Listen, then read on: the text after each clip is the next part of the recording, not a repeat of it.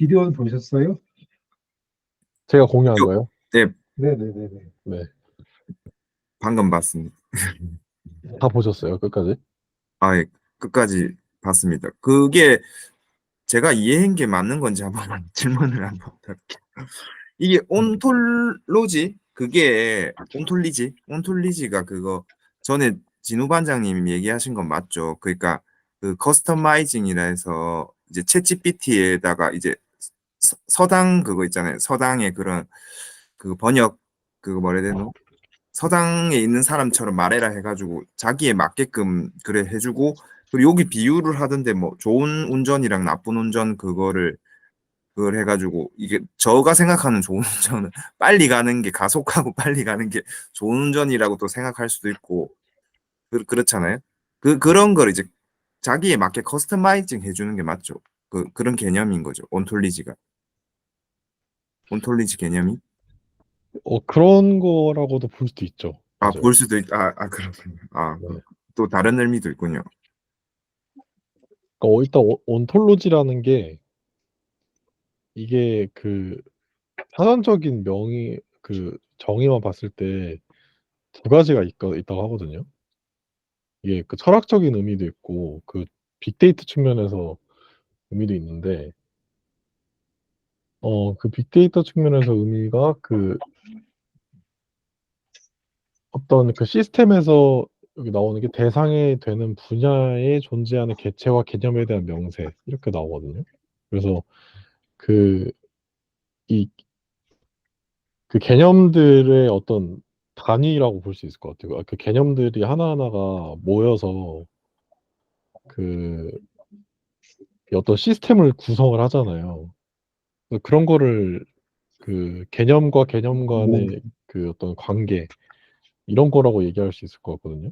음, 그래서 사실 이거는 그냥 어떤 그 말이 이제 정의가 된 이 단어가 새로운 거지. 사실은 뭐 저희가 이제 일상에서 겪는 시스템이나 뭐 그냥 단순히 시스템뿐만 아니라 그냥 삶에서도 살아가는 방식에서도 그냥 항상 기본적으로 그런 것들을 쌓아가며 살아가고 있다고 생각을 하거든요. 근데 그런 것들이 저는 사실 이거를 보고서 온톨로지 저도 처음 봤는데 이런 것들을 이렇게 정의로 보이고 이런 그 정의를 AI를 통해서 해결해내는 소프트웨어가 있다라는 것을 알게 되고 되게 저는 충격적이었어요. 그래서 그런 의미에서 저는 그 공유를 했거든요. 음, 좀 생각할 점이 많은 것 같아가지고. 음. 저 팔런티어라는 건 나도 처음 들어봤는데 그걸 거의 뭐 챗 GPT급으로 바라보는 사람들도 있는 것 같아요. 맞아요. 뭐 이게 그렇죠. 네. 이게 뭐 상장하는 회사인지 아닌지 모르겠는데 주식이 엄청나게 비싸졌고 그런 얘기도 하는 사람들도 있고. 아, 상장도 했어요. 근데 이제 B2B 서비스라는 거잖아요. 맞아요. B2B 서비스예요.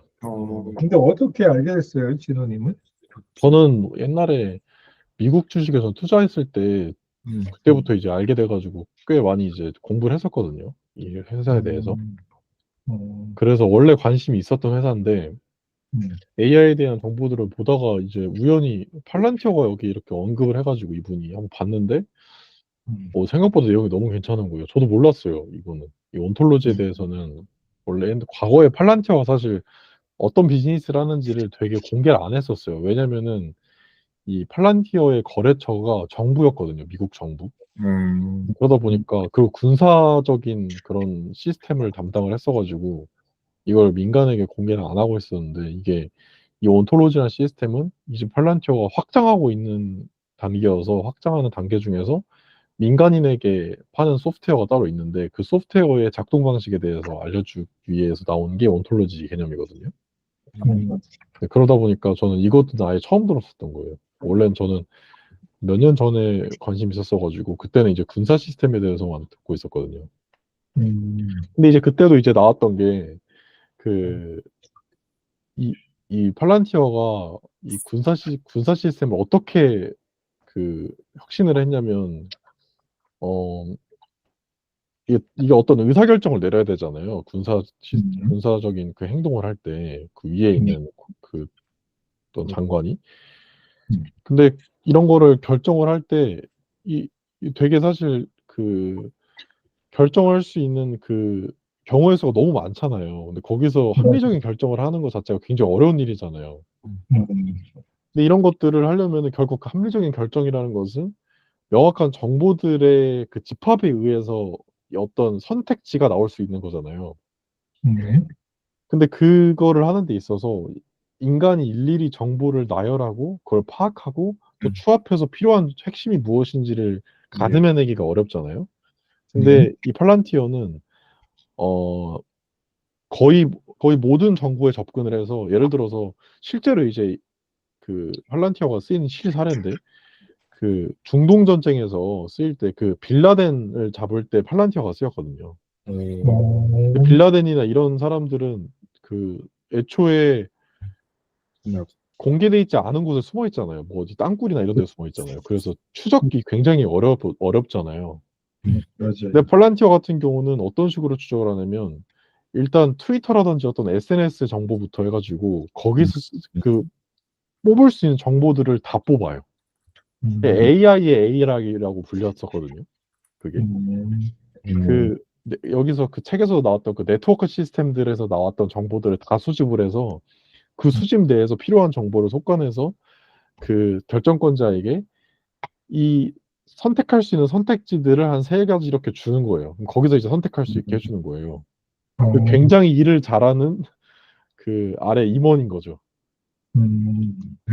근데 그 데이터를 수집하는 범위도 굉장히 광범위하고 이런 것들을 잘 그 데이터들을 이 정렬을 잘하나 봐요. 그래서 굉장히 좋은 선택지를 주는 것처럼 이렇게 얘기가 돼 있는데 어쨌든 그런 식으로 돼 있다 보니까 이게 되게 그 당시에 이제 이해하는 바로는 AI들의 AI라고 해서 그 시스템들을 통합시켜서 또 다른 이 결정을 할 수 있게끔 도와주는 그런 되게 고지능의 AI구나 이렇게 정도로만 알고 있었는데 이제 이번에 이 온톨로지라는 개념을 설명하는 것을 보니까 아 이게 왜 그런 것들이 가능한 거고 왜 이게 대단하고 훌륭한 시스템인지가를 확실히 와닿게 됐거든요.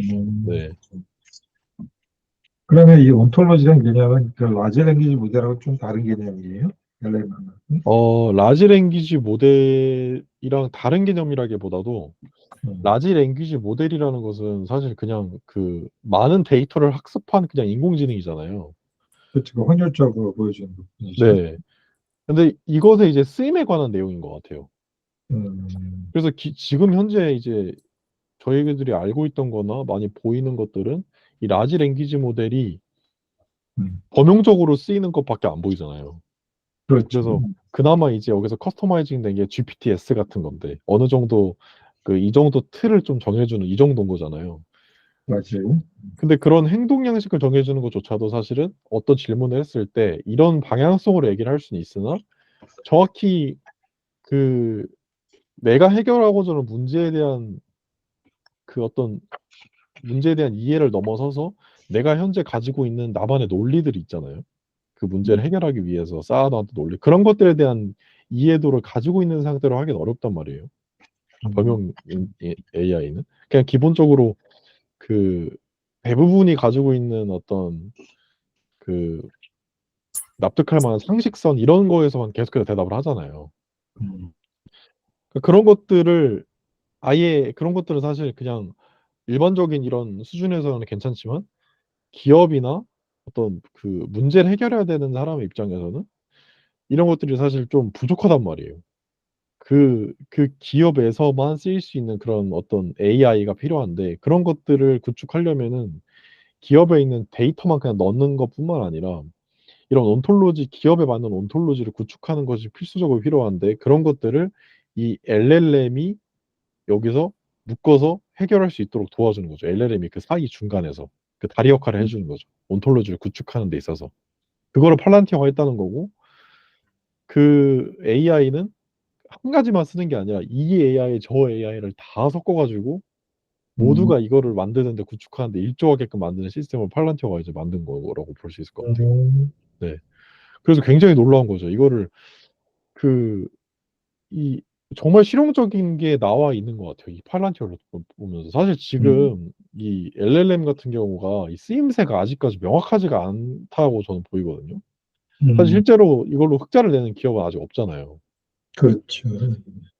근데 이 팔란티어는 그것에 대해서 명확하게 쓰임을 규정을 잘 해놨다라고 저는 보여요. 그런 측면에서 완전히 저는 이것에 대해서 좀 그렇게 느껴지는 것도 있고 뿐만 아니라 그런 쓰임의 방식이나 이런 식으로 그 문제 해결을 하는 데 있어서 효율적으로 접근을 하는 것 자체가 저는 좀 충격적이었어요. 이게 되게 여기 나오는 게 그 제목이 AI 시대 필수 사고법이라고 나와 있잖아요.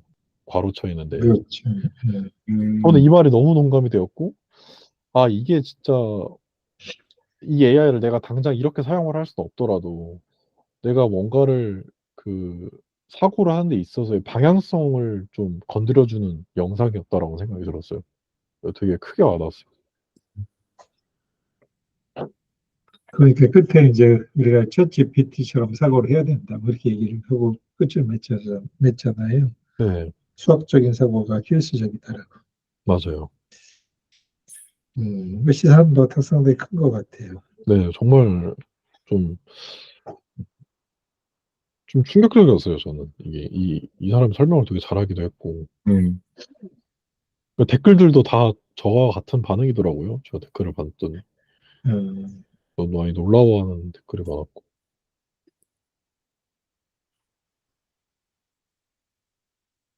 저는 그래서 이거 덕에 여기서 얘기하는 게 이제 초반 개념을 설명하는 게 인과관계와 상관관계의 차이를 얘기를 하잖아요. 그렇죠.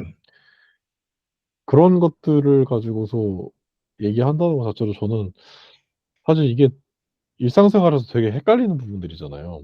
그거 인과관계, 네, 상관관계 정의에 대해서는 알더라도. 네, 근데 이런 것들을 이제 어떤 식으로 구분을 해서 어떻게 그 어떤 거를 선별해서 어떻게 쌓아가서 결국에는 그 개념이라는 걸 생성해야 되는지 이런 것들을 이제 명백히 좀 이 영상을 통해서 또 알게 되니까 아 이게 특히 이제 제가 왜 또 와닿았냐면은 이게 뭐 어떤 뭐 사업을 하거나 뭔가를 할 때 이런 게 있잖아요. 처음에 뭐 어떤 문제를 해결한다고 할 때 이 문제를 해결하기 위해서 취하는 액션들이 되게 여러 가지 리스트들이 있잖아요. 네, 그럼 보통은 처음에 이제 시작할 때는 내가 가지고 있는 리소스 내에서 여기에 이걸 해결하기 위해서 할 수 있는 게 이거가 있으면 이거를 다 해볼 거 아니에요, 일단. 네, 근데 보통 이제 이거를 다 하고 나면 사실 제일 큰 문제는 이게 해결이 되더라도 이 중에서 도대체 뭐가 핵심적으로 이게 워킹이 된 건지에 대해서는 파악을 하기가 어렵기 때문에 여기서 비효율이 굉장히 많이 발생을 하거든요. 근데 이게 정말 큰 기업에서도 이런 것들을 많이 저는 뭐 느껴져요. 그런 비효율들이 있다. 그래서 막 그, 그, 그, 가장 대표적인 예가 애플이잖아요, 사실. 애플이 스티브 잡스가 들어오기 전에 되게 여러 가지 라인업을 늘렸다가 스티브 잡스가 들어와서 본질인 사용자 경험에 집중해서 나머지 라인들을 싹 폐기했었잖아요. 좀 팔리고 그렇죠. 있었거든요, 네, 차도. 네, 네. 근데 이런 게 저는 비일비재하게 많이 일어난다고 그 규모를 떠나서. 이게 왜냐면 그런 게 발생하는 이유가 정확히 이 고객들이 어떤 사람들이 왜 사는지에 대해서 모르고 그리고 그 사는 이유를 설령 알더라도 그, 이- 그 이유에 해당하는 액션들이 무엇인지를 이게 정확히 얼라인이 되지 않아서 생기는 문제잖아요. 다 그런 것들이.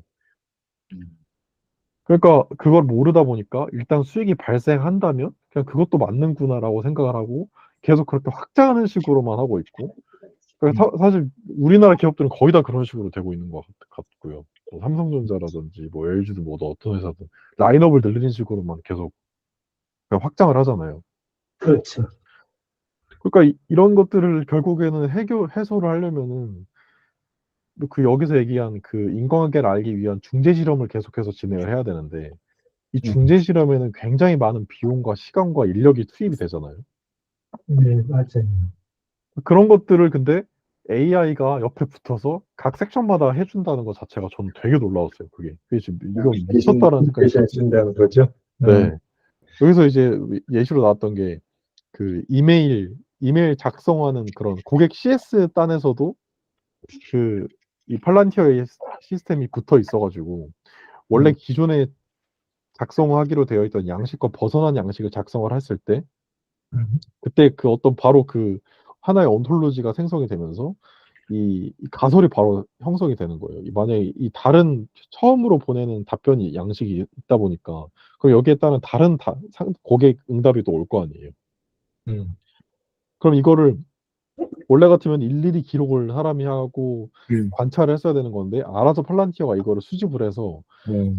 고객 응답이 왔을 때 이 응답이라는 대조를 시켜서 이런 이런 이런 양식의 이메일을 보냈을 때 이런 응답이 오더라. 이런 것들이 하나의 어떤 정보로서 거기에 기록이 되고 이런 것들이 누적이 됐을 때 결과적으로 이런 기존의 이메일과 이런 이메일과의 차이로 인한 발생으로 이런 응답으로 변화가 됐다. 만약 이렇게 됐을 때 이게 기존의 문제 해결이라고 정의 내렸던 것과 더 가까워지는 방향이라면 수정된 양식으로서 그 이메일 응답이 교체가 될 것이고 그렇지 않을 때는 기존의 양식으로 다시 갈 것이고 뭐 이런 식으로 될 수가 있잖아요. 이게 근데 전반 그 사업 전반위에서 다 들어가는 거예요. 페이스라는 게. 그러니까 이게 정말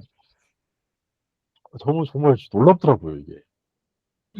진짜 신기하고 와 정말 이만한 혁신이 있을까라는 생각이 들 정도. 내가 파란티아가 보니까 소비자 단 정말 B2C 서비스도 오픈한 것처럼 저는 이제 내용을 봤는데 네. 그래서 뭐 일반 사용자가 채팅을 통해서 이런 온톨로지를 구축하는 것을 도움을 받을 수 있다고 얘기를 했는데 실제적으로 사용할 수 있는 서비스들이 있나요? 팔란티오가 B2C를 지금 하는 거는 저는 아직 보진 못했거든요. 챗 GPT처럼 이제 일반인한테 오픈한 게 없다는 거죠. 네, 따로 팔란티어는 B2C 영업을 한다는 거를 못 봤는데 혹시 보셨나요? 교수님 보셨으면 또 최근에 나온 걸 수도 있는데. 아니요. 나는 그냥 그 유튜버가 네. 그 이제 기본적으로 프로그래밍을 모르는 일반 사람들도 그 채팅을 통해서 온톨로지에 접근할 수 있다는 내용이 기억이 나서 이제 혹시나 챗GPT처럼 B2C로 일단 사용자가 사용할 수 있는 서비스를 오픈한 것이 있는지 아, 혹시 아는지 물어보는 거예요. 거기서 얘기한 그 일반인이 접근할 수 있다 그 개념은 그 회사 내부의 직원들을 얘기하는 걸로 알고 있어요. 뭐 그러겠죠. 네. 네. 그러면 우리가 직접 써볼 수 있는 부분은 없겠네요. 맞아요. 그거는 좀 아쉽긴 하죠. 근데 이제 네, 사고 방식의 변화는 있을 수 있는 게 저는 되게 큰 힌트인 것 같고, 네, 그리고 또 여기서 이 영상인지 모르겠는데, 이 유튜버가 다른 영상에서 얘기한 것 중에서 또 되게 인상 깊었던 게, 그, 이 AI한테 질문을 하면은 이상한 답변이 온다. 그래서 AI가 너무 별로 아니야. 이런 의견도 있잖아요. 예, 예. 근데 이 유튜버는 이런 시각을 제시하더라고요. AI가 질문을 했을 때 답변을 제대로 하지 못하는 것은 사실 그 질문 자체에 대해서 내가 무엇을 묻고 싶은지에 대해서 명확하지 않기 때문이다. 음. 그래서 오히려 AI의 이상한 대답은 내가 도대체 문제에 대해서 명확하게 정의를 내리고 있는가에 대한 반추의 역할을 할 수 있다. 그래서 오히려 그건 순기능이다라고 얘기를 하거든요. 음, 그래서 저는 이것도 너무 맞는 말이라고 생각이 드는 거예요. 실제로 저도 AI를 쓸 때 이상한 대답이 나올 때는 제가 정확히 무슨 답을 원하는지 명확하지 않을 때가 대부분이었어요. 뭔가 약간 질문이 되게 추상적이고 명확하지 않고 이럴 때 항상 뭔가 약간 이상한 대답이 나오더라고요. 그래서 결국에는 이 온톨로지를 세우는 데 있어서 가장 첫 번째가 팔란티어가 기업에게 제시하는 게 해결하고 싶은 문제를 명확히 해라. 이런 걸 먼저 요구한다고 하더라고요. 음, 마찬가지로 저는 개인한테도 결국에는 그, 이, 당장 팔란티어의 소프트웨어는 쓰지 못하더라도 이 어떤 AI와의 대화를 통해서 내가 어떤 문제를 해결하고 싶은 건지 내가 문제를 정확히 정의 내리는 데 있어서 일단은 당장 큰 도움이 될 것 같고, 또 그 일단 그 온톨로지를 나만의 온톨로지를 세우는 데 있어서 그런 것도 저는 AI의 도움을 그래도 도움을 받을 수 있다고 생각을 해요. 물론 팔란티어처럼 이렇게 정교하진 않겠지만 어 예를 들어서 저는 이런 것도 되게 큰 특히 사람이 그 개인의 삶을 사는데 큰 온톨로지라고 보는 게 감정일기 같은 거 있잖아요.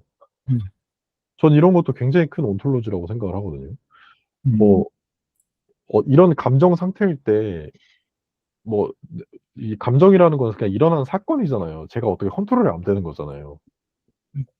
그럼 이 감정이 어떤 사건이 일어나고 이 감정이 일어났을 때 내가 취했던 행동 이런 것들이 기록이 돼 있고 그 기록들을 AI한테 넘겨서 이거를 분석시켜서 도대체 그 감정에 대한 어떤 나만의 어떤 가이드라인이 생길 수도 있다고 생각을 하거든요. 음, 그러면은 내 현재 감정 상태에 따라서 내가 지금 해야 되는 행동과 하지 말아야 될 행동에 대해서 어느 정도의 힌트를 얻은 상태로 살아갈 수 있다고 생각을 해요. 근데 저는 이런 것들이 결국에는 자기 자신에게 맞는 최적화된 온톨로지를 구축하는데 AI가 도움이 되지 않을까 이런 생각을 하거든요. 음, 그래서 어쨌든 어 그거는 이제 또 기술이 또 발전함에 따라서 더 도움이 되는 AI가 최적화된 게 또 나올 수 있다고 생각을 하고 그런 측면에서 뭔가 이제 당장 쓰일 수 있는 AI는 없더라도 어쨌든 이런 방향성으로 삶을 살아가는 게 또 되게 이 AI 시대에 훨씬 더 AI를 활용하기에 좋은 사고방식이 아닌가 이런 생각이 들어요. 음. 아이고, 생각해 볼 게 많은 것 같아요. 나 굉장히 생각해 볼 게 진짜 많은 내용인 것 같아요. 음, 생각을 이렇게까지 안 했었어가지고. 음,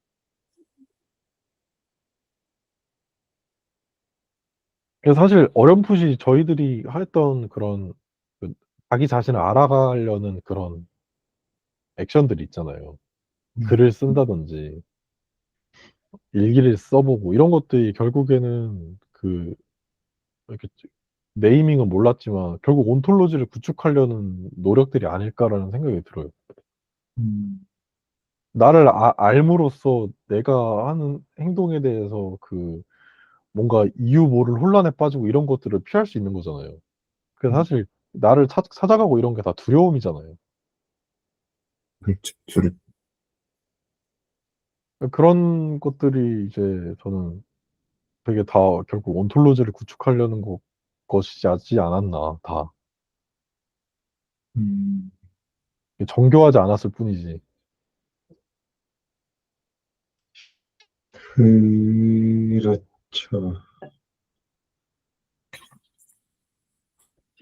근데 이런 거 이렇게 이제 만약에 AI의 도움을 받으면 진짜 뭐 다양한 문제를 해결할 수 있을 거 아니에요. 뭐 결혼이든 뭐 출산이든 어떻게 보면 이게 막연한 두려움이잖아요. 이게 결혼과 출산 같은 경우도 이제 내가 이거를 하게 되면 내 생활이 없어지고 아무튼 결혼하면 출산하게 되면 뭐 그런 건데 이제 또 그런 다른 측면에서 또 긍정적인 면도 많잖아요. 결혼하고 뭐 출산하면 아이의 기쁨도 느끼고 뭐 그리고 진우 관장님이 그런 말씀하셨듯이 두 사람의 이제 재산이 이제 합쳐지기 때문에 더 풍요로워질 수도 있고 그러니까 이게 합리적인 생각을 좀 하게끔 좀 도와줄 것 같긴 하네요, 진짜 AI가. 그러니까 좀 예, 합리적인 생각이라고 하면은 예. 이게 합리적, 조금 말이 조금 엎여 있을 것 같고 그렇네. 아, 예, 합리적인 생각이라기보다 예. 자기 인생에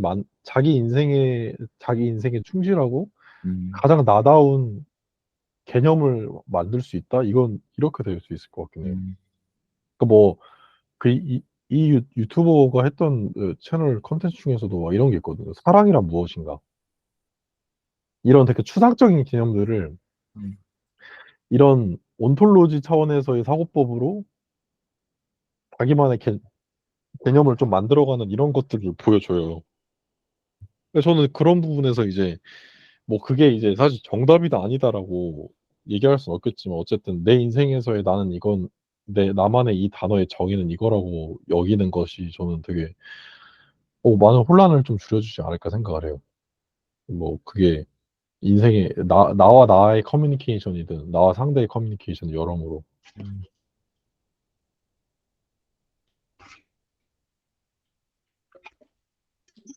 그렇죠. 우리가 이제 항상 하는 얘기지만은 사용하는 언어나 뭐 사용하는 단어 자체에 대한 명확한 개념을 자기 자신이 갖고 있지 않는 상태에서 이제 그런 상태에서 그런 대화를 사용해서 상대방하고 커뮤니케이션을 하는 것들이 어떤 지식을 축적하는 데 있어서 가장 큰 걸림돌이다라는 얘기들을 상당히 많이 하고 있거든요. 지금 네, 그래서 애매모호한 개념을 가지고 애매모호한 상태로 애매모호한 소통을 하고 있으니까 그 소통에서 나온 결과물을 또 그 애매모호한 시스템을 개선하는데 적용할 수가 없기 때문에 맞아요. 항상 커뮤니케이션에 있어서 중요한 것은 자기 자신을 먼저 명확하게 하고 커뮤니케이션을 해라. 그래야지만이 자기가 어떤 대화나 상대방의 인격에 대해서 그 성장의 기쁨을 느낄 수 있을 것이다라는 얘기를 논의 많이 하지만 그런 사고법을 우리가 익숙하지는 않은 것 같아요. 그리고 뭐 대화를 할 때 내가 아는 단어나 내가 아는 개념들이 상대방도 알 것이다라는 음. 그런 지금 세상이 많이 회자되고 있기 때문에 나는 맞아요. 가정하에 커뮤니케이션 시도하는 경우가 상당히 많은데 대화하다 보면은 같은 이야기를 하면서도 이게 좀 결이 다른데라고 느끼는 경우가 너무나 많잖아요. 맞아요. 그러면서도 그 원인 자체에 대해서는 그 개념의 명확하라는 것에서 벗어나서 좀 다른 데서 원인을 성격 차이나 이런 식으로 다른 데서 원인을 찾으려는 경향들이 많은데 뭐 그런 것들에 대해서 지금 내가 느끼기로 온톨로지나 이런 인工지능이 우리한테 경종을 불러일으키는 것이 아닌가 그런 생각도 언뜻 하네요. 인간이 인간임을 극복하는 그런 자세나 태도가 되어야지만 이 인공지능을 어, 음. 제대로 사용할 수 있다. 뭐 이런 레슨, 이런 교훈이 아닌가요? 저는 좀 맞는 것 같아요. 지금 말씀. 음. 우리가 이제 그동안 이렇게 인간 대 인간 커뮤니케이션에서 이런 소통 방식으로 편하게 살아왔는데 아쉽네요. 이거 더 이상 편하게 살 수가 없어서. 네. 그리고 그렇죠. 그 AI가 하고 공존해야 되니까 앞으로 맞아요. 어쩔 수 없는 것 같아요. AI하고 공존해야 되는 삶을 살게 된다면 AI가 작동하는 방식으로 그것도 이해하고 우리가 그들한테 맞출 수밖에 없겠죠.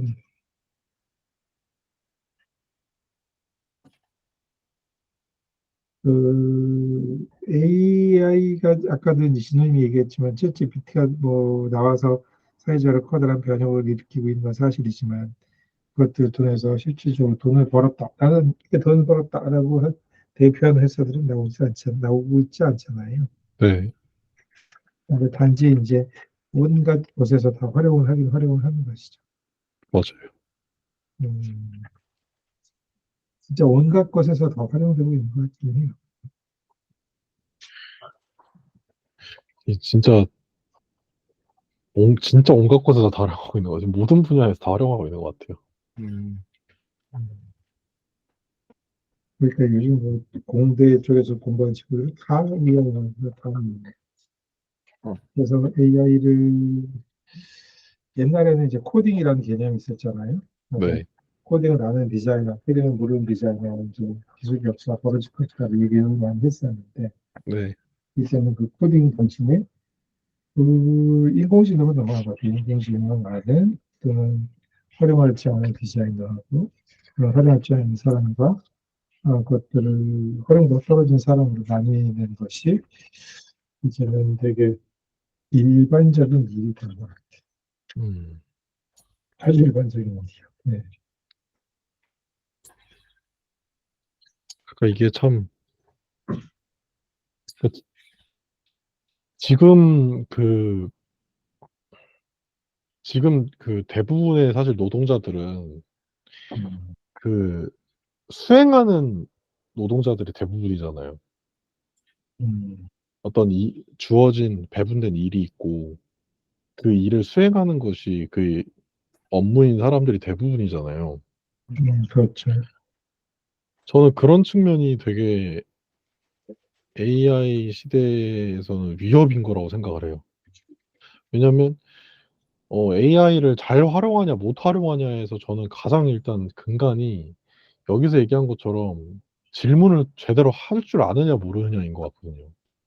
음, 그거는 이제 그거는 극복을 할 수가 없잖아요. AI가 아무리 발전을 해도 내 생각을 해서 결국에는 표현을 해야만 AI에게는 리액션이 오는 거기 때문에. 음, 근데 거기서 내가 내가 뭘 표현하고 싶은지에 대해서 느낌은 있는데 그것을 글로 써내지 못하거나 말로 표현하지 음, 못한다면은 그거는 AI도 그거를 파악해서 알아내줄 수는 없잖아요. 맞아요. 그리고 심지어 AI 같은 경우는 사람한테 하는 것보다도 어떻게 보면은 더 정교해야 돼요, 사실 말이. 더 정확하고 명확해야 되거든요. 음, 왜냐면 그 말 하나의 단어나 말투나 말의 순서에 따라서도 다르게 나오는 게 AI 답변이잖아요. 네, 그렇죠.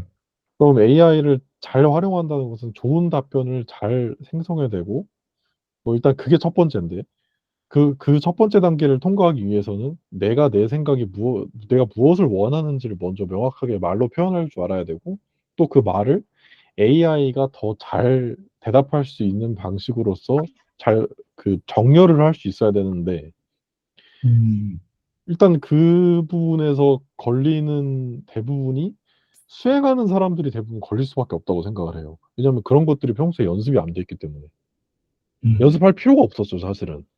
왜냐면 그런 것들은 고위급 사람들이 고민을 했던 거고 그 고민에 대한 결과로서 아래 하달을 하는 거잖아요. 근데 원래 이제 거기서 의문을 가지고 뭐라고 하면 보통은 이제 뭐 이 혁신적인 기업들은 그러지 않겠지만은 일반적인 중소기업이나 이런 데들은 그런 거를 되게 싫어하죠. 왜 그렇게 막 이 뭔가 약간 그 위에 있는 사람들이 되게 권위적으로 느끼는 사람들이 되게 많잖아요. 음. 그러니까 그런 부분들을 봤을 때는 그 어쩔 수 없이 그 경직된 사고를 해왔던 그 습관에서 갑자기 갑작스럽게 이 시대적으로 이렇게 빠른 변화가 일어나면서 너희들도 이제 그런 너희의 생각을 가지고 올바른 질문을 해야 돼라고 딱 그 순간이 왔을 때 이게 얼마나 그 사람들에게는 진짜 디스토피아적일까 음, 그런 생각이 저는 들어요. 음, 근데 그게 너무 대다수라는 게 정말 좀 그 부분은 좀 위험하지 않나. 이게 사실 하루아침에 길러지는 역량은 아니잖아요. 되게 어려운 거잖아요.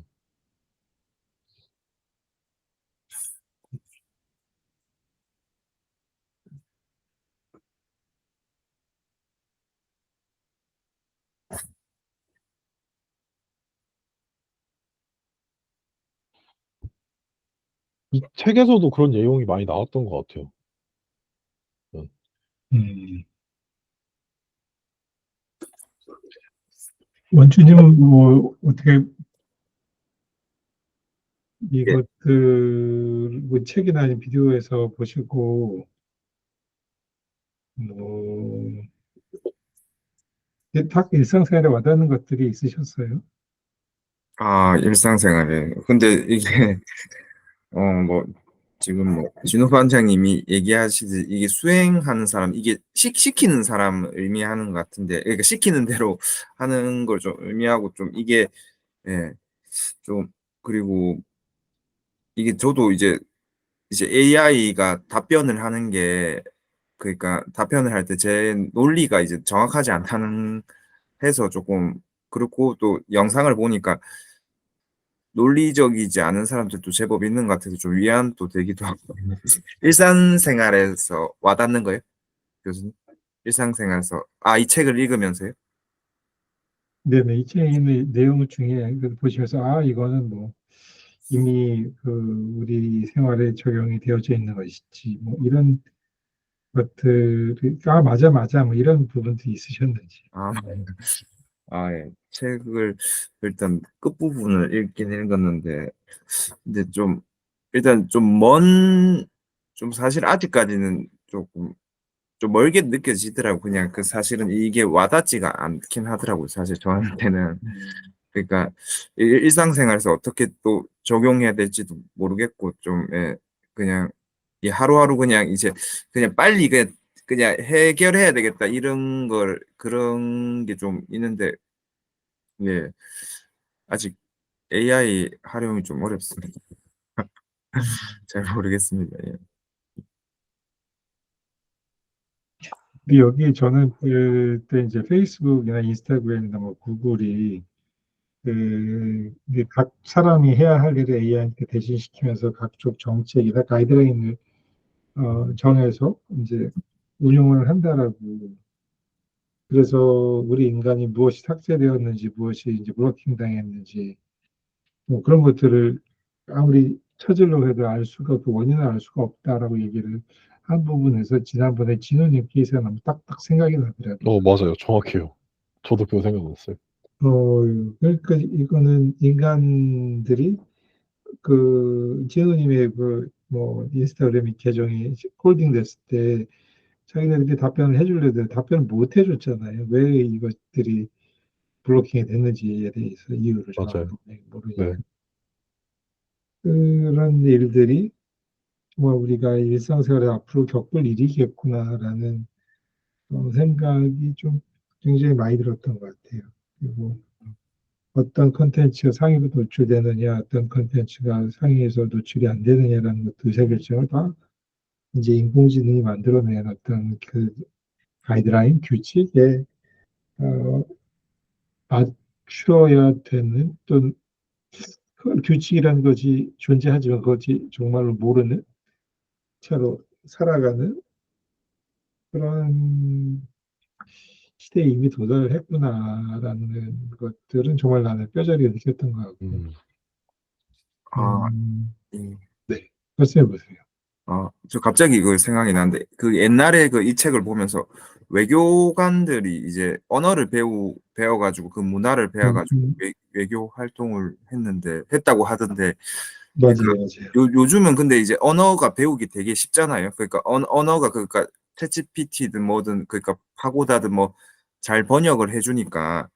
근데 네, 이게 근데 요즘에 학생들이 어떻게 하는지 모르겠지만 공부를 영어를 많이 배우잖아요. 영어가 중요하다고 하고 많이 배우는데, 근데 네, 그거는 사실 영어를 배우기 전에 그 나라의 문화를 배우는 게 더 중요하다고 생각이 많이 들더라고. 언어도 물론 중요하지만 언어보다 근데 더 언어는 사실은 이제 또 번역을 해주니까. 그러니까 그 나라의 역사나 그러니까 역사 요즘에 안 배우는데 그 역사 문화가 이게 왜 후퇴하는지 이게 의문스럽다는 생각이 들더라고요. 이게 더 중요한 시대인 것 같은데 왜 더 안 배우는 건지, 더 뭐, 거기 교육학자들은 왜, 교육하는 사람들은 왜 그런 게 등한시 되는 것 같다는 좀 느낌이 많이 받게 되더라고요, 사실은. 오히려 그 외교 활동에는 그런 문화나 그 나라 역사가 더 중요하다고 이 책에서 얘기하는데, 실제 교육 현장에서는 그런 게 오히려 언어를 배우려고 더 학생들을 그렇게 하는 걸 이용한다고 좀 사실 그런 것밖에 좀 안 느껴지더라고요. 그런 거. 네. 음, 밥벌이. 예. 아이고, 그 밥벌이 얘기하면서 되게 아, 재밌는 예. 주제로 넘어간 것 같은데. 아, 그래요. 우리 아들이 이제 어떻게 좀 전 시장에 와가지고 얘기를 좀 많이 했어요. 근데 우리 아들이 네. 스파르타 코딩 클럽이라는 벤치에서 일을 하고 있는데, 기획자로 일을 해요. 네. 그래서 이제 창업 스쿨을 기획을 했대요. 창업 스쿨. 그래서 창업 스쿨을 기획을 해서 이제 기획 프로그램에 들어온 사람들이 아이디어를 내서 이제 실제로 VC한테 펀드를 받는 한 과정이에요. 그래서 이제 크리에이티브를 통해서. 그래서 궁금해서 물어봤죠. 펀드 받은 10개 팀이 선정됐다고 하는데 결국은 VC한테 펀드를 받은 서비스가 뭐니? 이렇게 물어봤더니 이것저것 이렇게 얘기하다가 결국은 데이팅 앱이더라고요. 음, 우리가 지금 창업에 대한 얘기를 되게 많이 하고 있거든요. 사회적으로 사회적 가치를 실현하는 가장 쉬운 방법, 가장 빠른 방법이 창업이다 이렇게 얘기하는데 현실은 뭐냐면 이상적으로는 이렇게 사회적 가치 실현에 대한 얘기를 하면서도 또는 개인의 자아 실현 이런 얘기를 하면서도 현실적으로는 돈이 되는 서비스는 데이팅 앱이라는 거예요. 맞죠. 이게 너무 그 현실과 이상이 너무 큰 괴리를 느끼는 것 같아요. 돈이 돼야지만 VC가 투자를 해준다는 거거든요. 아무리 가치가 좋아도. 맞아. 음,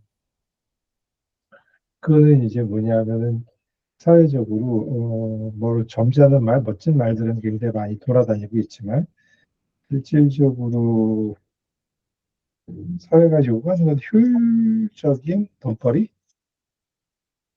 돈벌이가 아닌 것들에 대한 가치 절하, 뭐 팽배해져 것 같아요. 아주 팽배해진 것 같아요. 음, 그래서 이제 가치 실현을 또는 어떤 사회적 가치 구현을 위해서 어떤 벤처 뭐 어떤 저기 그 수료생이나 참가생이 굉장히 뭐 헌신을 다해서 노력을 했는데도 투자를 못 받았다. 음, 투자 못 받으면 이제 그 결국 창업이라는 게 생존을 못 하니까 그 아이디어 차원에서 남는 거 아닌가라는 생각도 했고. 맞습니다. 이게 그때 창업 보니까 창업하는 것도 다 먹거리 창업이든 뭐 그런 거밖에 없더라고요. 그냥 예전에 제가 그때 봤을 때는 그런 창업들만 또 뽑히고 그러니까 좀 생존하는 그러니까 뭐 그런 문화적인 컨텐츠는 전혀 일단 못 본 것 같더라고요. 제가 경험상에서. 네. 그러니까 이제 사회적으로 나타나는 그런 현상들을 보고 청년들도 결국은 자기의 어떤 가치를 실현해주는 또는 자기의 어떤 인생의 목표 달성을 또는 사회적인 기여를 위해서 창업을 한다기보다 돈 될 것 같은 창업 아이템을 잡아서 그것에 이제 완전히 몰입, 그 뭐랄까 레드오션이 되는 거죠. 그쪽에 계속 그 모든 사람들이 그쪽으로만 몰려드는 한 곳이 돈이 된다 싶으면 쫙 이제 몰려드는 그러한 그 성향의 사회가 되어가고 있고 그게 더 가속화되어지고 있구나라는 것들을 아들과의 대화를 통해서 좀 느끼게 된 것 같아요. 좀 씁쓸했던 것 같아요. 진짜 음, 그런 그래서 우리가 이제 인공지능에 대해서도 물론 이제 여러 가지 지금 이야기를 하고 있고 아까 얘기하셨던 그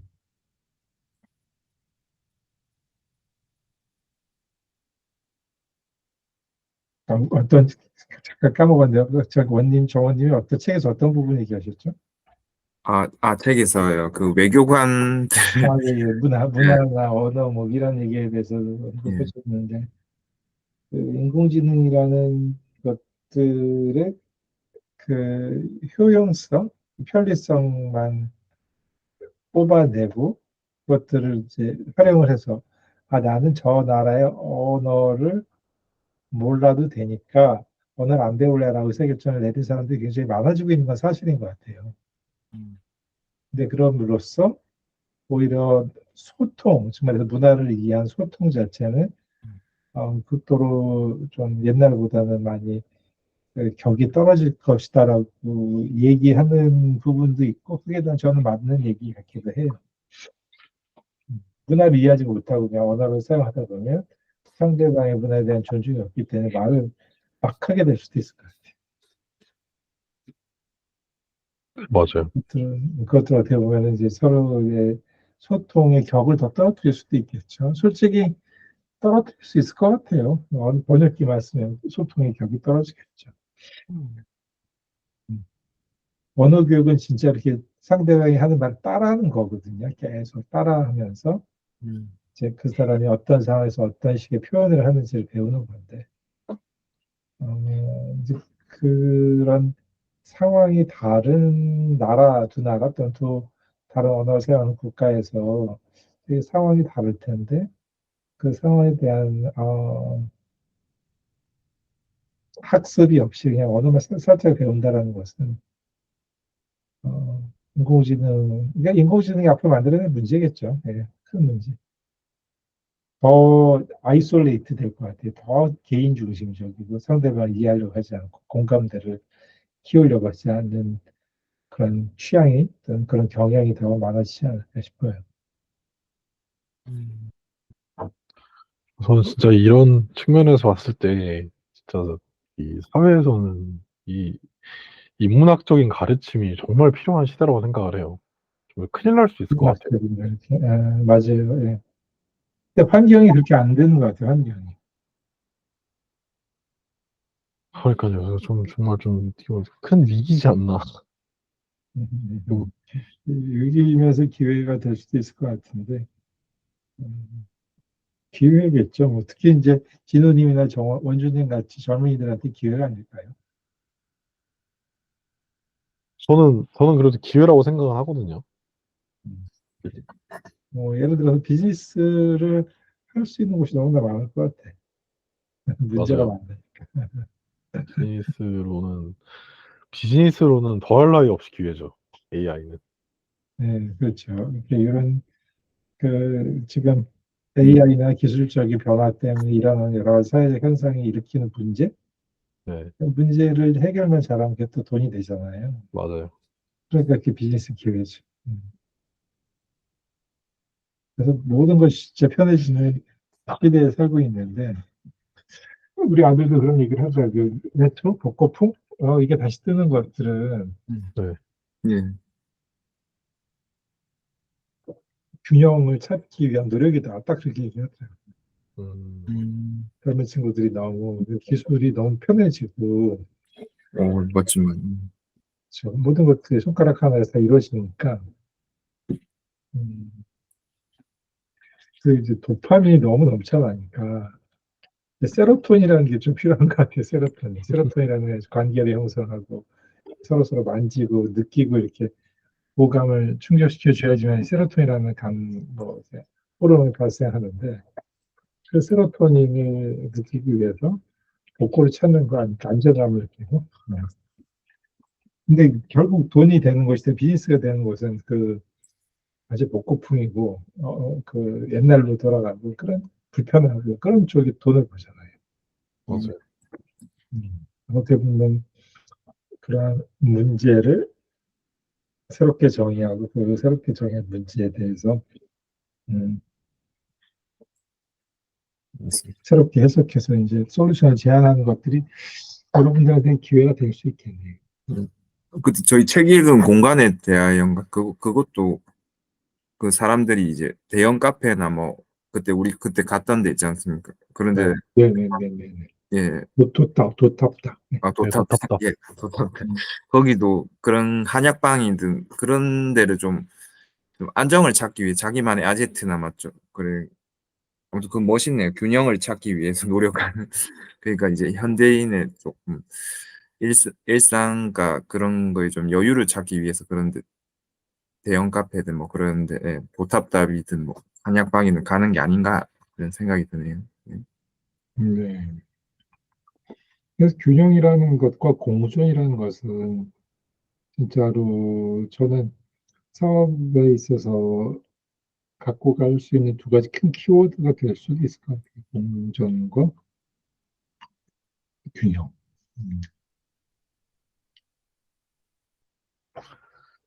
어렵네요, 되게.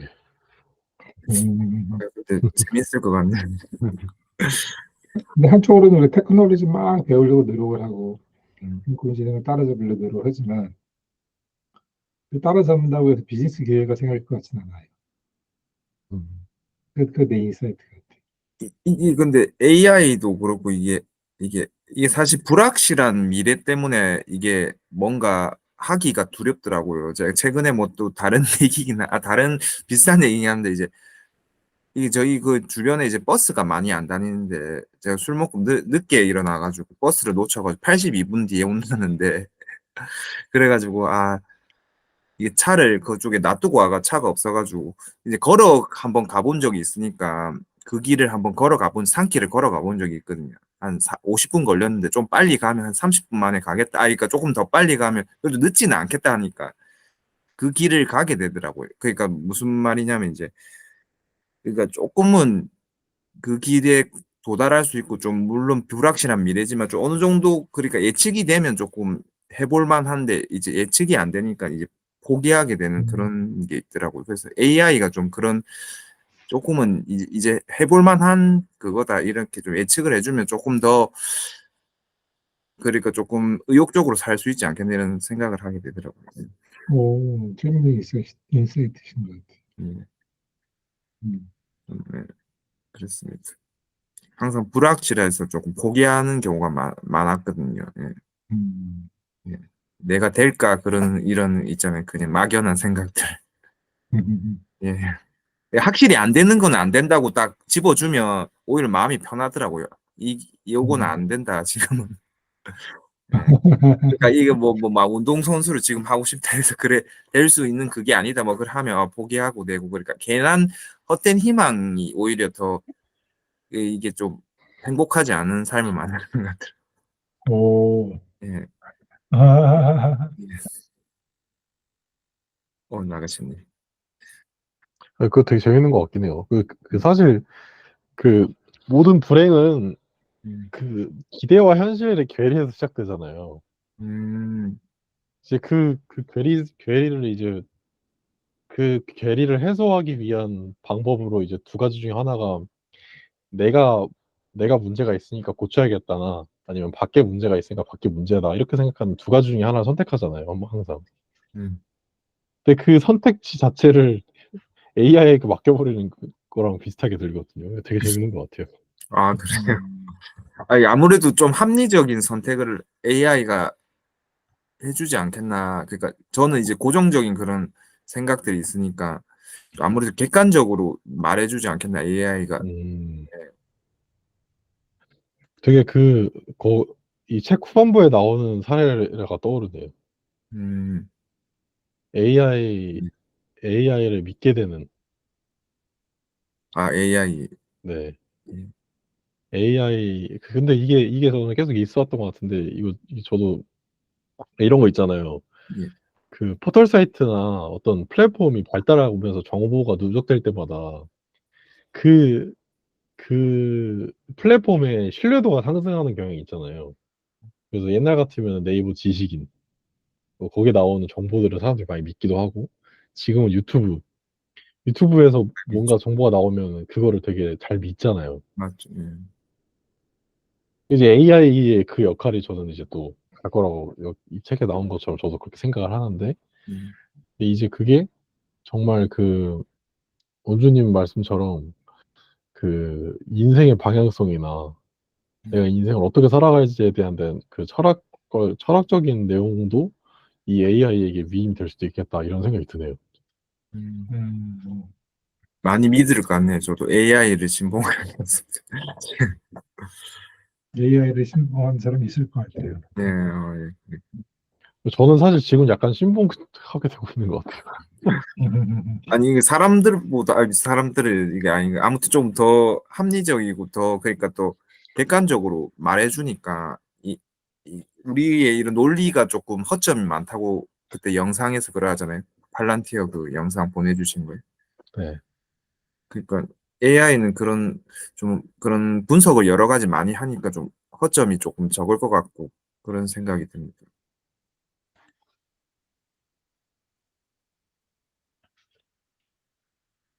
확실히 논리적이기는 하죠.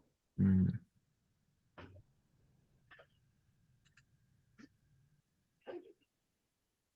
네, AI가 이렇게 예를 들어서 네. 나도 오늘 아침에 오이가 좀 많이 집에 남아가지고 피클을 좀 담았는데 네. 음, 인공지능한테 물어봤어요. 피클 만드는 법 좀 알려줘. 이런 얘기를 받죠. 네. 그래서 이제 그거에 맞춰가지고 순서대로 만들긴 만들었는데 네. 음, 재미있는 게 우리 안 사람한테 이렇게 하는 게 맞아? 라고 물어봤더니 이거 이렇게 하는 게 아니야 그러더라고요. 네. 네, 네. 챗GPT가 맞았어. 아, 그래요? 예, 요리를 하는 방법에서 예. 챗GPT 말이 맞더라고요. 요리 와, 이렇게 오랫동안 하는 우리 한 사람보다도. 그러니까 그걸 보면 여태까지 잘못된 요리 방식으로 요리하고 있었던 거죠.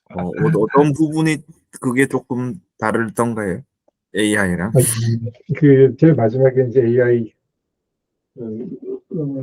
오이를 썰어서 이제 한 곳에 쟁여 놓고 오이 피클 만들어서 피클 들어간 소스를 끓여야 돼요. 끓여서 끓이지 않으면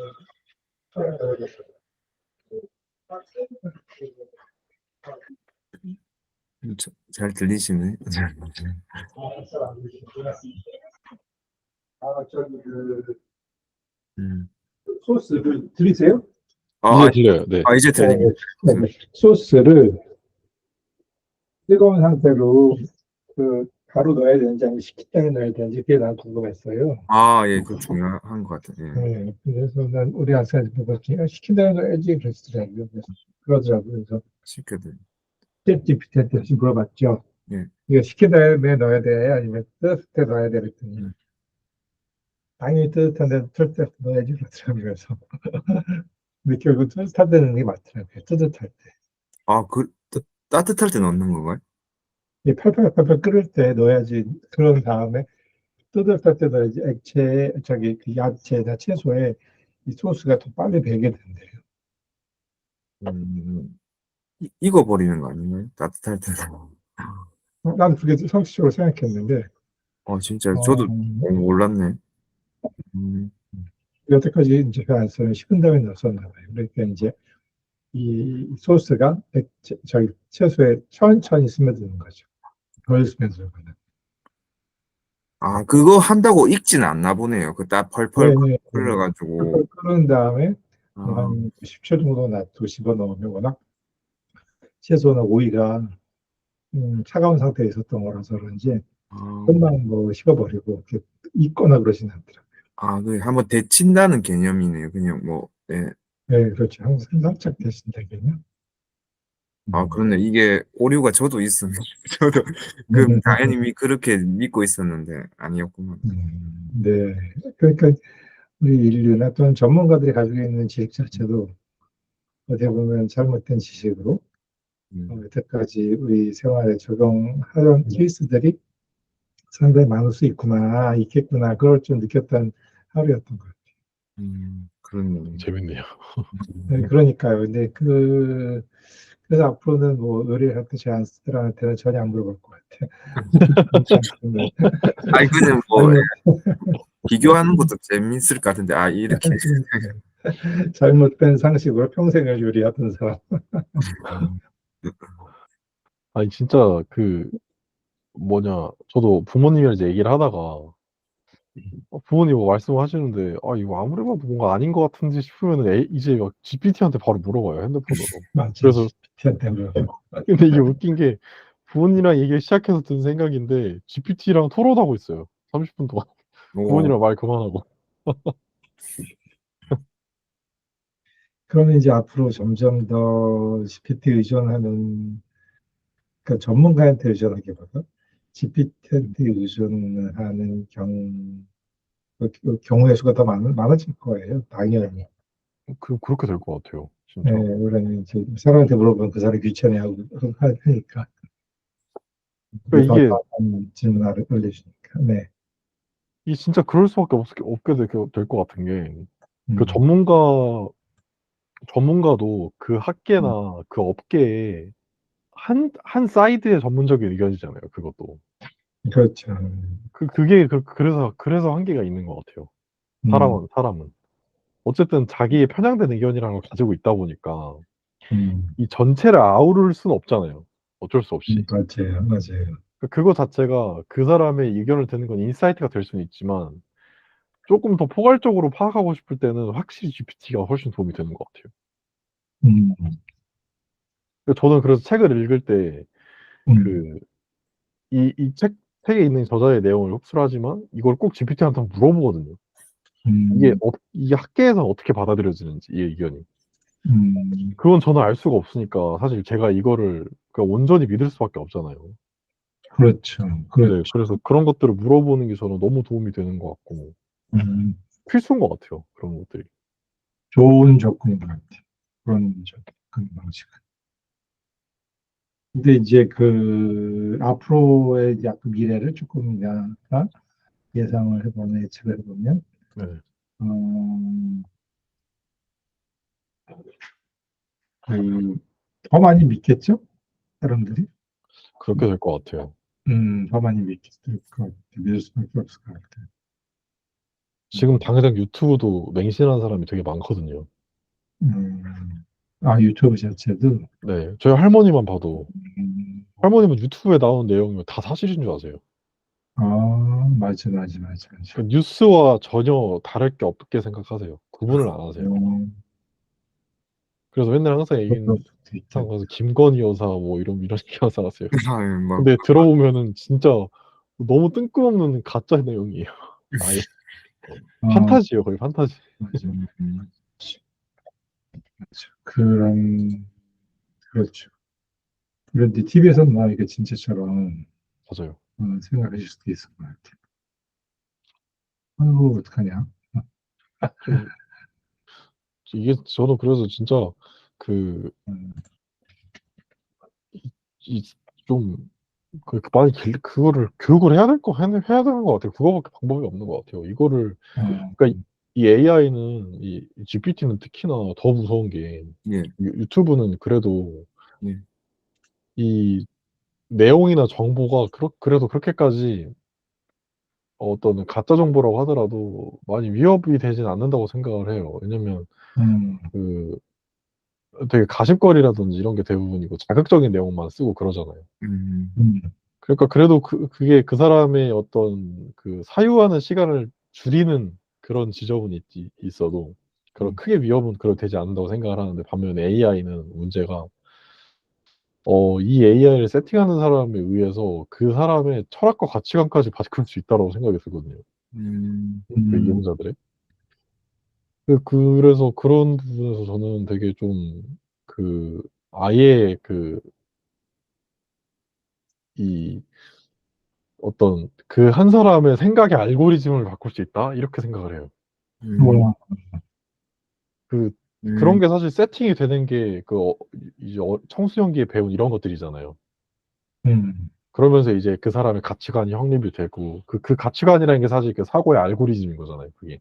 그래서 들여오는 새로운 정보를 이 사람이 받아들이는 방식이 그 세팅된 알고리즘에 의해서 결정이 되는 거잖아요. 이건 사실 인식하기도 쉽지가 않고 그 자체가 나라고 생각하기 때문에 인식 주체잖아요, 그게. 음, 근데 그런 것들을 변형하는 게 저는 가장 무서운 거라고 생각을 하는데 AI는 그것까지도 가능하지 않을까 생각을 해요. 음, 그래서 되게 무서운 것 같아요. 음. 이미 탑재를 시키는 거네요. 이 AI를 만든 사람의 생각과 사고에 맞게끔, 그러니까 그걸 답변을 할 수 있게끔 AI를 만들어 놓은 거네. 그, 그게 사실 여기서 이 책에서 계속 관통하는 내용이기도 하다고 보거든요. 이 책에서도 계속 그 AI 윤리에 대해서 꼭 이거를 지금 하지 않으면 큰일 난다 이렇게 얘기를 하잖아요. 그렇죠. 네. 그래서 저는 결국에는 지금 나와 있는 GPT나 이런 것들도 결국에는 그 GPT를 만든 오픈 AI사의 새가 생각하는 윤리적 기준을 철저히 따르고 있는 거잖아요. 그래서 음, 이미 저는 이게 은연중에 다 저희에게 학습이 되고 있다고 생각을 하거든요. 음. 그 그리고, 지- 예, 네. 맞습니다. 이게 네, 네. 되게 AI가 친절하다는 걸 많이 느끼고 있습니다. 그러니까 이 흡수 친절하게 답변을 해주더라고요. 요 병원에 가도 이제 친절한 의사가 인기가 많다고 하듯이. 아무튼 이게, 아무튼, 네, 그렇습니다. 예. 예, 반했습니다. AI. 맞아요. 진짜 너무 친절해요. 네, 너무 반말로 해도 친절하게 답변해주고 다시 찾아보겠다고. 이게 그래서 어. 이 책에서 나왔던 것 같은데 그 AI가 어릴 때부터 교육에서 활용되면은 음. 이 인간관계에 수고를 들이지 않을 것 같다는 생각이 들어요. 아, 진짜요? 네. 왜냐면 그 원주님 말씀처럼 AI가 너무 친절하고 이 음. 사람에게 맞춰서 세팅된 말투까지 해주잖아요. 음. 근데 이게 물론 지금 AI 수준에서 안 그러겠지만 여기서 얘기하는 그 AGI 단계까지 간다면 음. 근데 그 사람과 이제 일상적인 대화를 무료하게 할 수 있는 정도로 얘기하는 거잖아요. 음. 사람과. 그러면은 이거 굳이 사람이랑 불편하게 얘기할 필요가 없는 거예요. 자기 맞춰서 하는 거네요. 네, 자기한테 맞는 이 사람. AI랑 얘기를 해도 외로움이 해소가 되고. 음. 그러니까 음. 그런 가벼운 관계들은 와 계속 있을 수 있겠죠. 근데 굳이 저는 예를 들어서 뭐 중고등학교 친구랑 굳이 지금 생각한 이런 무거운 주제를 가끔 만나서 할 필요는 없다 이렇게 생각을 하거든요, 벌써. 음. 왜냐면 그 사람들이랑 그 친구들이랑 많이 이제 생각이 달라졌는데 이런 음. 깊은 얘기를 만날 때만 하면 그 친구도 피곤해 할 거잖아요. 음. 이런 깊은 얘기를 하는 대상이 그렇게 막 엄청 이거 다 그렇게 깊은 얘기를 모두가 할 수 없잖아요. 모든 사람이랑 생각이 음. 비슷한 사람이랑 보통 하게 되잖아요. 그런 얘기를. 막 아주 가까운 그렇죠. 사람이라든지. 어. 근데 그런 거에서 봤을 때 그런 거를 해소하고 그런 걸 얘기할 수 있는 심지어 그거에 대해서 그냥 단순히 비슷한 생각뿐만 아니라 내 생각을 비판적으로도 얘기해 줄 수도 있고 되게 어떤 여러 측면에서 좀 고려해 줄 수 있는 그런 되게 도움이 되는 대화 파트너가 AI가 이미 옆에 있는데 그 대화 음. 방식도 나에게 너무 잘 맞춰져 있는. 근데 음. 굳이 그 사람의 감정까지 고려해 가면서 그 사람의 상황도 고려해 가면서 그 사람에게 이런 대화를 시도하는 것 자체가 너무나도 피곤한 일로 여겨질 수 있을 것 같아요. 음. 근데 이제 그게 저희처럼 어릴 때 AI를 겪지 않은 사람들에게는 그런 것에 대한 가치도 이해를 하고 그렇기 때문에 그런 노력을 억지로라도 추구할 수라도 있어서 그런 어떤 경계가 나름 있겠지만은 어릴 때부터 AGI와 함께 자란 아이라면은 애초에 그런 가치에 대해서 필요성을 느끼지도 못하고 필요성을 느끼지도 않는다면 그런 경우일수록 굳이 생각조차 안 할 것 같아요, 그냥. 음. 이거 뭔가 약간 이런 거 있잖아요. 마치 옛날에 내비게이션 없었던 시대에는 내비게이션이 없이 어디를 가고 그런 것이 추억이고 낭만이잖아요. 또 음. 길을 막 물어보러 가고 지도 항상 옆에 펼쳐가지고 항상 조수석 옆에서 지도 봐가주면서 가고 그렇게 했었잖아요, 옛날에는. 그렇지. 아니면 아예 여행을 못 갔잖아요. 길을 모르니까. 음. 근데 지금은 뭐 지도 보고 가고 이런 사람은 한 명도 없잖아요. 그게 낭만이라는 것조차 모를 거 아니에요. 아예 그걸 안 겪고 자랐으면, 내비게이션이 있는 상태로 자랐으면. 그러니까 그런 거가 마찬가지로 아예 어떤 굳이 사람과 그런 깊은 사유의 대화를 나누는 것 자체의 필요성을 못 느낄 수도 있지 않을까. 아하하하.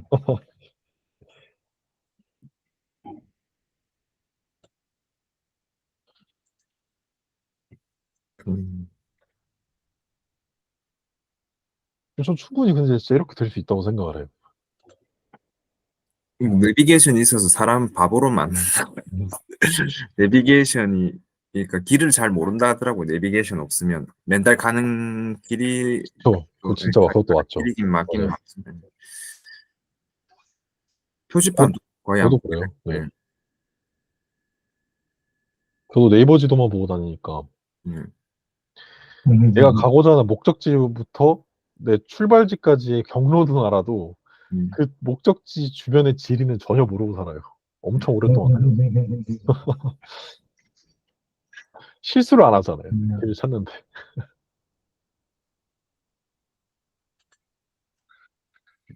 그렇죠. 그래서 그 청계천하고 솔직히 명도하고 을지로하고 충무로가 다 연결이 되어 있더라고요. 그래. 광장시장 비롯해서 그래서 맞아요, 걸어서 맞아요. 30분 다, 안에 다 돌아다닐 수 있는 곳이거든요. 네. 어.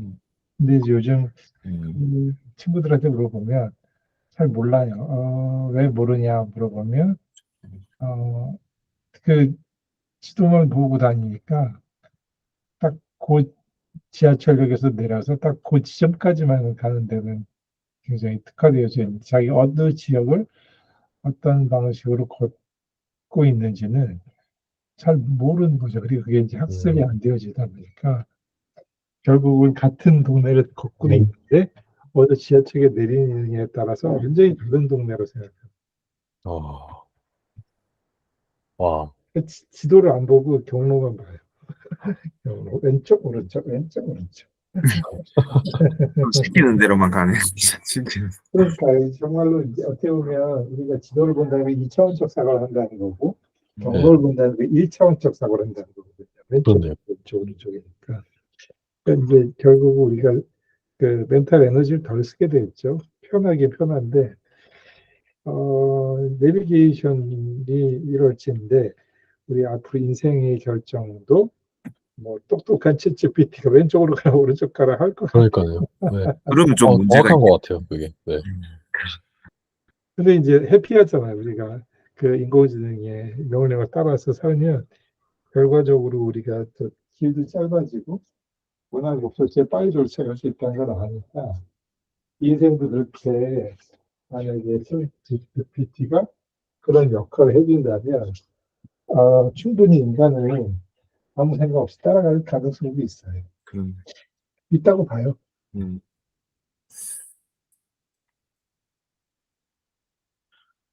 아, 진짜 아예 제가 살면서 이제 어떤 대대적인 혁신이 일어날지 진짜 예측이 안 가네요.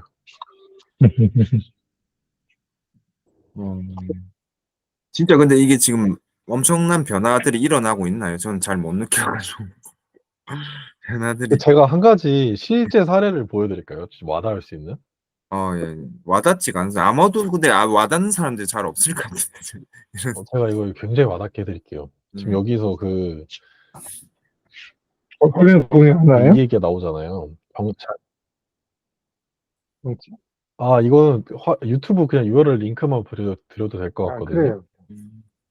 이게 네. 여기 이 얘기가 나오잖아요. 잘못된 정보와 허위 정보의 유통을 방지하기 위해 쉽지는 않아도 AI의 개입을 반드시 규제해야 된다. 이 얘기가 나오잖아요. 맞아요. 그래서 AI가 사람처럼 활동하게 둬서는 안 된다. 이 얘기를 되게 강조를 하잖아요. 사람처럼. 네. 그래서 그게 되면 이제 이거 유발 하라리도 되게 강조했던 내용인데 인간 간의 신뢰가 깨지는 사회가 될 수 있다라는 거예요. 이게 가져오는 파멸이. 그 신뢰가 깨지면 아무것도 할 수가 없잖아요. 사실 모든 게 신뢰로 이루어지는 사회인데 현대 사회가. 그렇죠. 그렇죠. 그래서 여기서도 그거를 굉장히 이제 강조를 하는데 이제 그거를 제가 이미 이거는 이미 이 유통이 되고 있고 전혀 무방비 상태로 이미 저희는 눈치를 전혀 못하는 상태에서 이미 이런 것들이 있다라는 걸 좀 보여드리는 사례거든요. 그래요. 어떤 거죠? 인간처럼. 네, 이거를 제가 공유해드렸어요.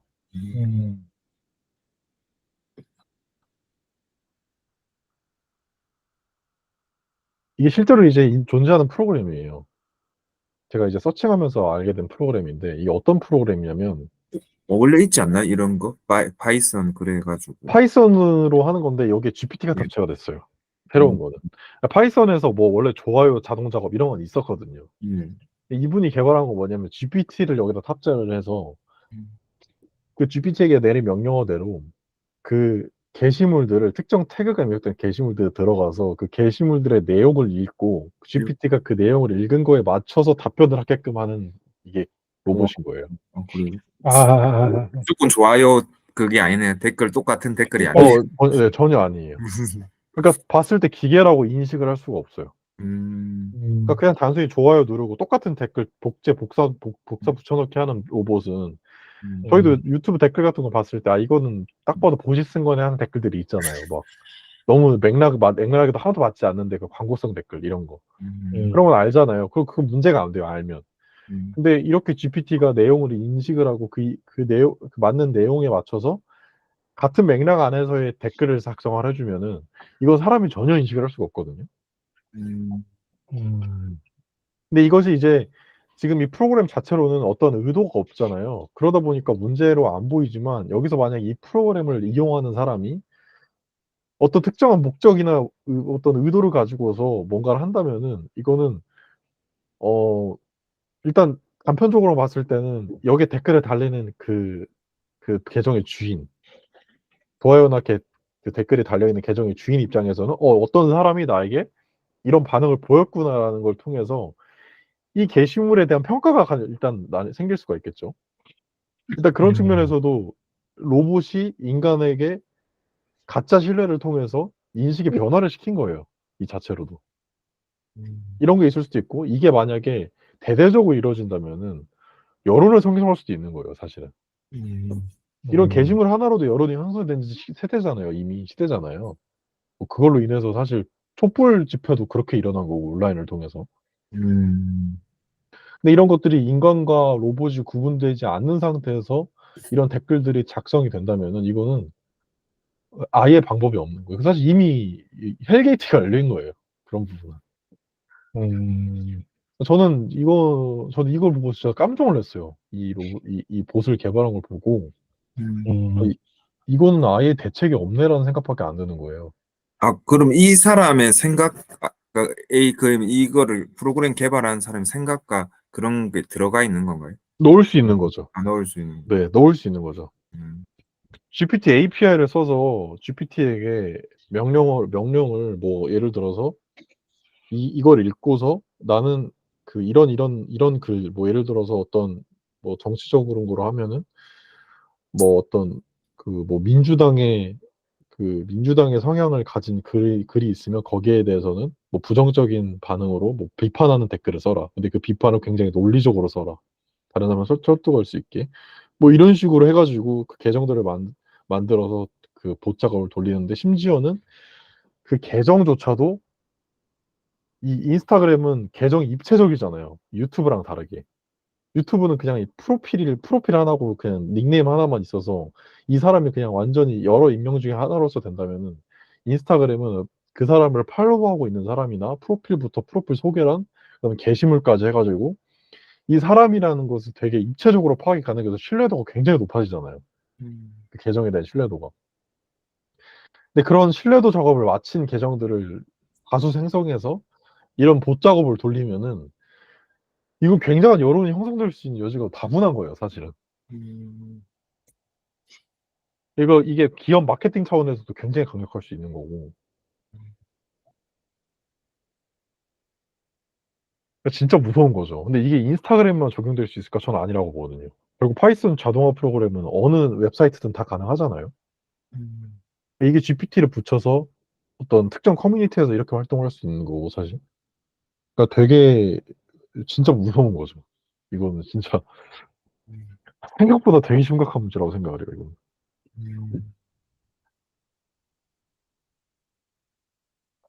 이제 GPT-5가 나오고 더 발전될수록 글을 잘 쓸수록 더 구분을 못 하겠죠. 그럼.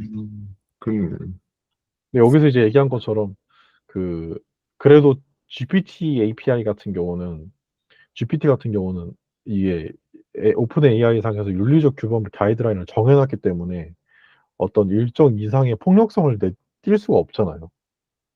근데 여기서 이제 얘기한 게 그 경계를 없애려는 사람도 있다고 그러잖아요, 이 책에. 그리고 실제로 그런 그 명령어들이 있거든요. 그 GPT가 폭력적인 워딩을 할 수 있도록 그 뭐지, 해킹을 이 한다는 경계를 거죠. 네, 해킹하는 그런 프롬프트가 막 공유되고 있거든요. 어, 그러니까 그런 것들을 충분히 할 수 있는 아직까지는 그 보안이 아직 그렇게 완벽하지가 않아요. 충분히 할 수가 있고 하는 사람이 있기 때문에. 근데 그런 해킹을 한 GPT나 아니면 또 해킹을 한 언어 모델이 탑재가 된 이런 봇이 생성이 되면은 이거는 정말 이 진짜 무서운 거예요. 뭐 어떤 사람을 진짜 벼랑 끝으로 볼 수 있는 거예요, 사실. 그러니까 악플이라는 것들이 저렇게 대량으로 AI가 24시간 돌려버리면 그 사람 그걸 받는 한 사람 입장에서는 이게 당연히 사람이라고 믿을 거 아니에요. 봇이 아니라. 그 잘 모르는 사람, 네. 뭐 구분이 안 되니까, 예. 그렇죠. 그럼 이 여러 사람들이 이 한 사람한테 나한테 공격받는다고 느끼면 이 사람은 뭐 우울증이 걸릴 수도 있고 대인기피증이 걸릴 수도 있고 그냥 로봇에 의해서 완전 이 세상에 대한 인지가 아주 왜곡된 상태로 이 사람의 인생이 바뀌어버릴 수도 있는 거고 그리고 그것뿐만 아니라 이런 너무 사람이라고 생각되는 사람이 논리적으로 이 사람을 비판하고 있으면은 그냥 실제 사람조차도 로봇이 쓴 글을 보고 되게 논리적인 사람이 글을 잘 쓰는 사람조차 이 사람을 비판하라는 생각을 두고 거기에 되게 또 편향될 수도 있어요. 편승될 수도 있어요. 거기에 진짜 악플을 달 수도 있는 거죠. 이런 식으로 스노우볼이 막 굴러갈 수가 있어요. 이런 그 봇을 통해서 진짜 의도를 가지고 내가 어떤 의견 형성을 해야겠다, 여론몰이를 해야겠다, 이런 것들을 가지고 있는 사람이 충분히 있고, 그런 것에 대한 이득이 너무 크기 때문에 생길 거라고 보거든요. 이미 있을 수도 있고. 이거는 막을 수 있는 방법이 존재하지가 않아요.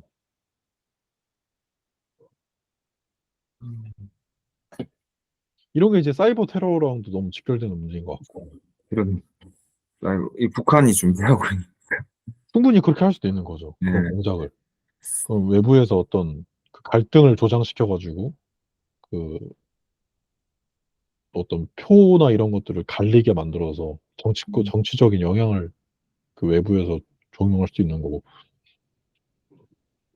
어쨌든 되게 이걸 보고 저는 되게 심각하다고 느꼈어요. 진짜 그렇네요. 이게 좀 하고 싶기도 하더라고요, 이 프로그램을. 제가 쓰고 싶다는 생각도 했어요, 동시에. 그러니까 좋게 쓰면 좋은데 좀 나쁘게 써버리면 그럴 수도 있겠다는 생각이 드네. 항상 어때요, 이 프로그램에 대한 생각이, 두 분은? 이 프로그램 들에서 이 사람 한 명 바보 만들 수 있겠다는 생각도 들기도 하고 좀 이 순기능도 있겠지만 역기능이 좀 더 안 좋은 점이 더 많을 수도 있겠다는 생각이 또 들긴 드네요. 예.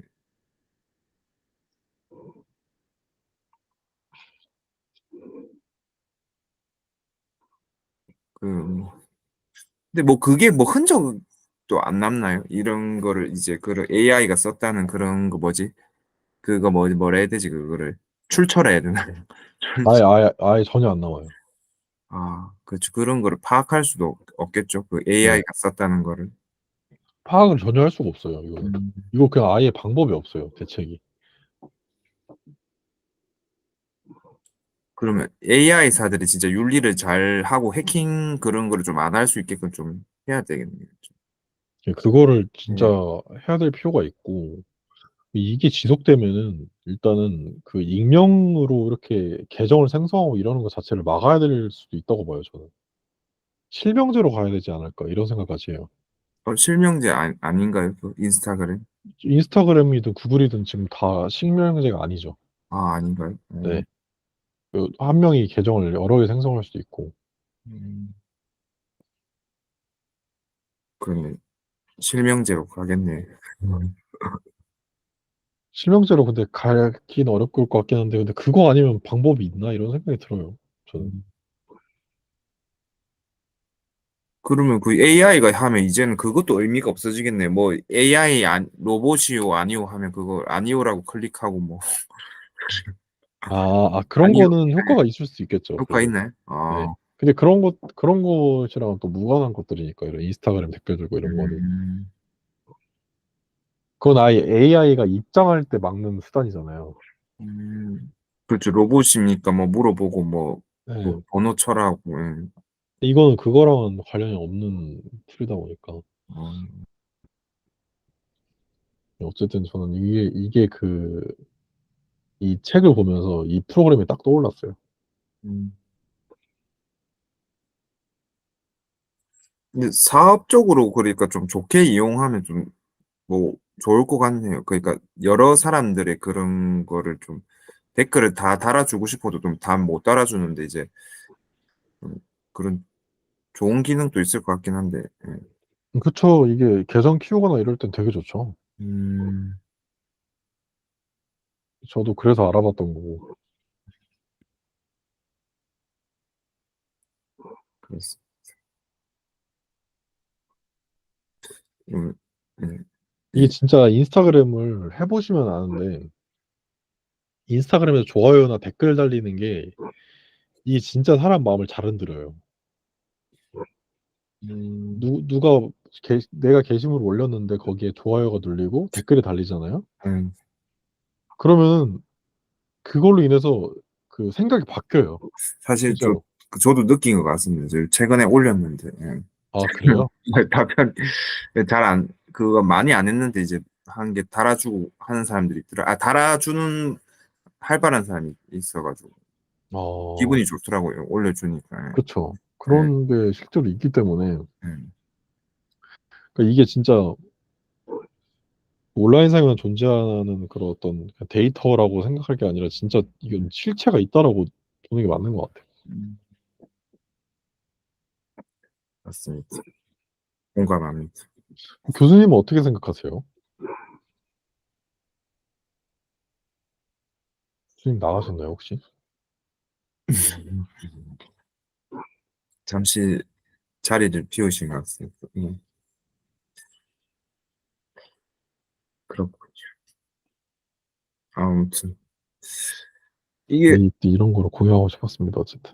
아무튼 엄청난 그 인사이트를 많이 공유해 주셔서 참 또 제가 이걸 이제 영상을 공개로 올릴까요?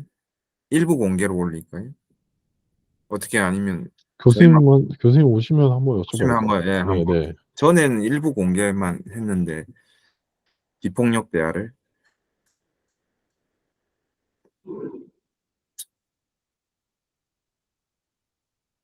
교수님 어디 가신 건지 궁금하네요. 아까 전에도 잠시 이제 피클 얘기하시면서 조금 멀어지시더라고요.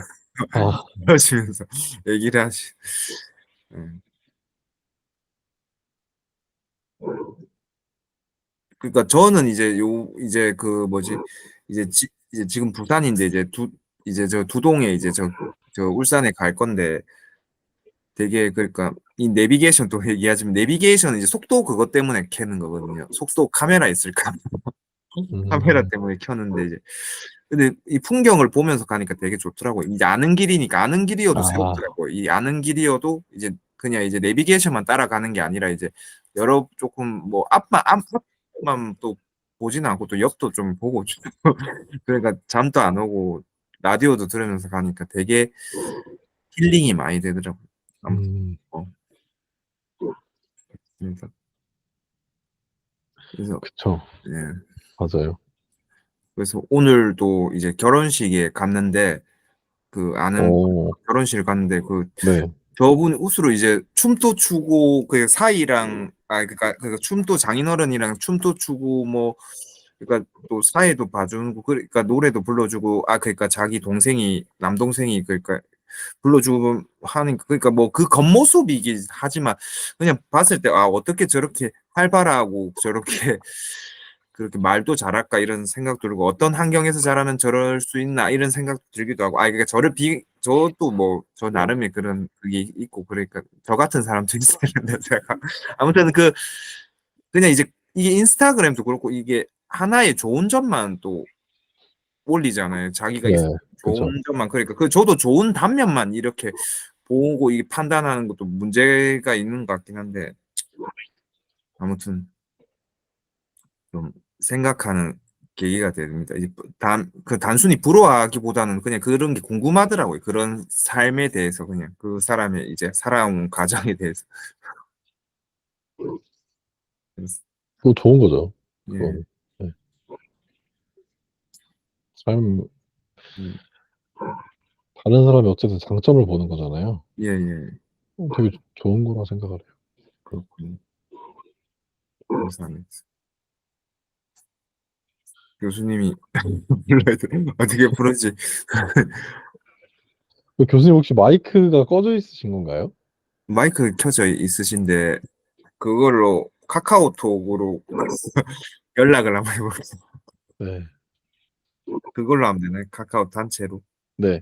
네, 한번 해보겠습니다.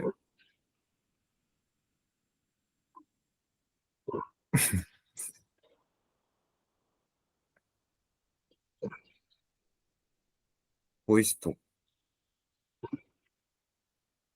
아, 보이스룸은 안 되죠. 보이스 톡을 해야 되는데 이게 보이스톡이 안 되네. 이네요. 혹시 되시나요? 보이스룸이 아니죠.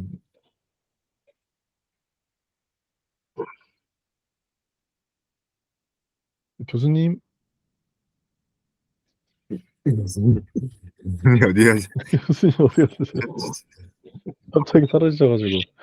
아직 있긴 있어요. 네요. 아우, 예, 예. 아, 교수님 계세요? 네네네. 갑자기 사라지셔서 아, 예. 아, 이제 좀 생각할 게 많긴 많은데 마무리가 되긴 돼야 될 것 같아요. 그렇죠? 예. 좋아요. 이제 마무리하죠. 네. 음, 그 다음 주 그럼 책을 뭐 읽을지 저는 그 추천책을 좀 이번도 가져오긴 했거든요. 어우, 너무 좋습니다. 좋아요. 네네. 네.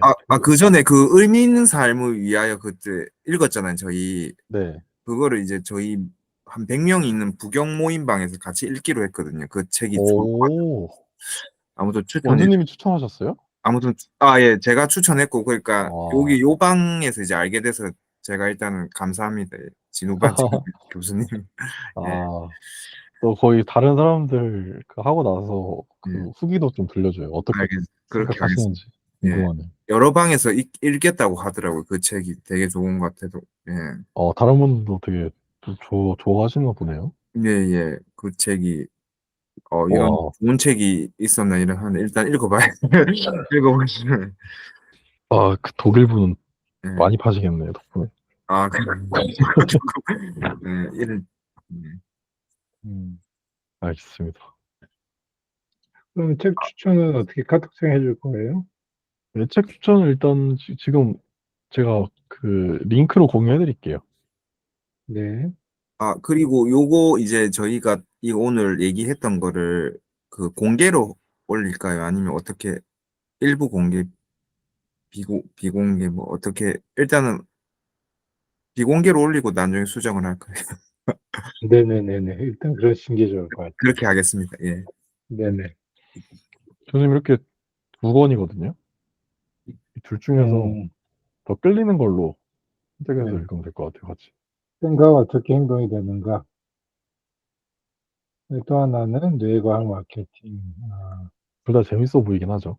네, 되게 재밌어 보이네요. 네, 저는 일단 두 권 다 사긴 했어요. 언젠간 둘 다 읽을 아, 거라. 뇌과학 마케팅 이 책은 그렇죠. 본 것 같다. 표지를. 되게 좋은 것 원주님 같아요. 어떠세요? 저도 이게 마케팅은 내가 콘서트인 줄 알았는데, 옛날에 과학 콘서트처럼, 이 내각 마케팅이 되게 조금 끌리네요. 그냥 책 그래요. 제목으로서는. 예. 그럼 이걸로 읽을까요? 내각 마케팅? 좋은 것 같아요. 좋아요. 그러면 다음 주에 이거를 한 권 다 읽는 것도 부담스럽겠죠? 분도 일하시면. 한 반 정도만 읽죠. 네. 좋아요.